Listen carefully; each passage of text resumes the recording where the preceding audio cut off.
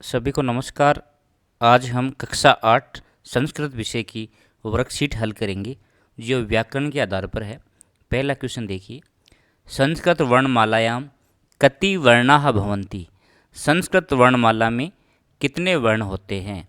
तो त्रिषष्टिः, चतुःषष्टिः व 63 अथवा 64। जो पाणिनि की जो व्याकरण है उसमें संस्कृत के 63 या 64 वर्ण बताए गए हैं। एक विकल्प से स्वीकृत प्लुत लृ होता है, तो वो शामिल करें प्लुत लृ को तो 64 होते हैं, और उसको शामिल नहीं करें तो 63 होते हैं। तो इसका आप उत्तर ऐसे लिखेंगे, त्रिषष्टिः चतुःषष्टिः व 63 अथवा 64। स्वराः कति सन्ति? स्वरान लिखत, स्वर कितने होते हैं? स्वरों को लिखो। तो एकविंशतिः द्वाविंशतिः व स्वर 21 अथवा 22 होते हैं। पहले भी मैंने बताया था कि जो प्लुत लृ है वह विकल्प से स्वीकृत होता है। तो और लृ क्या प्लुत लृ है, इसको स्वर में शामिल किया गया है, स्वर है ये। तो इसको शामिल करें तो ये वर्ण स्वर 22 हो जाते हैं, और इसको शामिल नहीं करें तो 21 हो जाते हैं। तो एकविंशतिः द्वाविंशतिः व।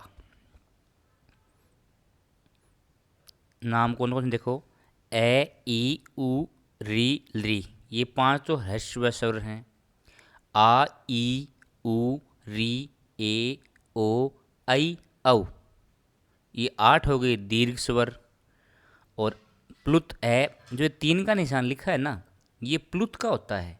ए के आगे 3 लिखा हुआ तो उसका मतलब प्लुत ए, प्लुत ई, प्लुत उ, प्लुत री, प्लुत ए, प्लुत ओ, प्लुत ऐ, प्लुत औ, और विकल्प से स्वीकृत प्लुत लृ, है ना, ये विकल्प से स्वीकृत होता है। तो इस प्रकार 21 अथवा 22 वर्ण हो जाते हैं।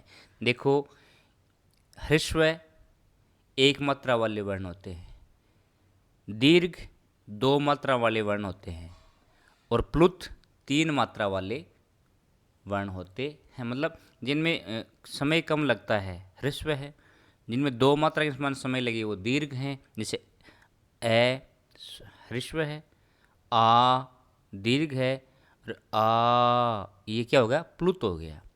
आपके आगे भी आया होगा एक वर्ण, जैसे ओम लिखते हैं यहाँ पर, तो ओ के आगे 3 की संख्या लिखी होती है। कई बच्चे उसको ई समझ लेते हैं, ओ ई एम में, ऐसा नहीं है। ओ के आगे 3 लिखा हुआ है वो, तो ओम को कैसे बोलते हैं अपन, ओम, है ना।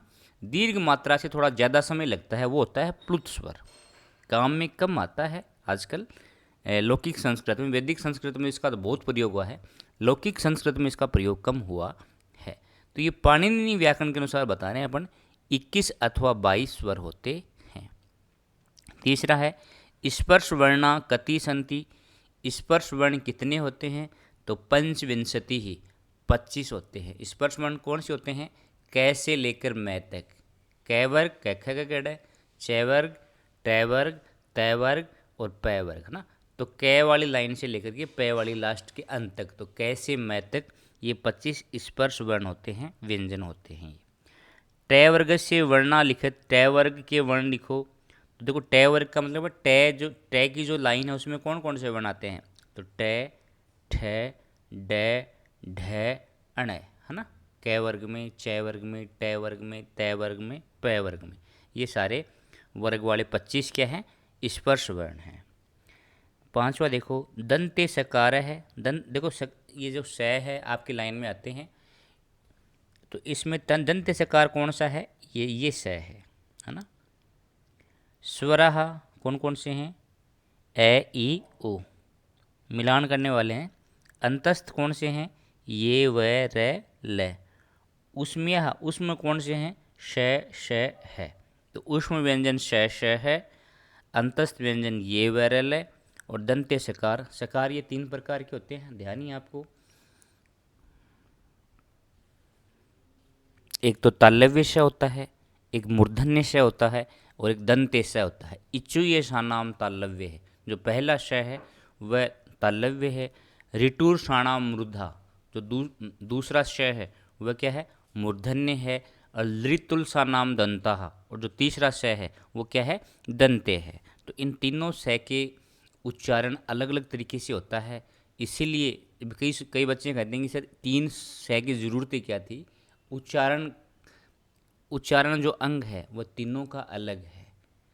एक दंते है, एक मूर्धन्य है, एक का उच्चारण तो च वर्ग के अनुसार होता है, एक का उच्चारण ट वर्ग के अनुसार, जहाँ ट का उच्चारण होता है वहीं से उस श का होता है, और एक का उच्चारण तय से तरबूज उसके अनुसार है। ये दंते हैं, तो इनका उच्चारण अलग अलग है। तो ये आपकी वर्कशीट पूरी हुई। समझ में आया तो आप लाइक करें, शेयर करें, सब्सक्राइब अवश्य करें। एक नई वर्कशीट या पाठ के साथ पुनः मिलते हैं। धन्यवाद।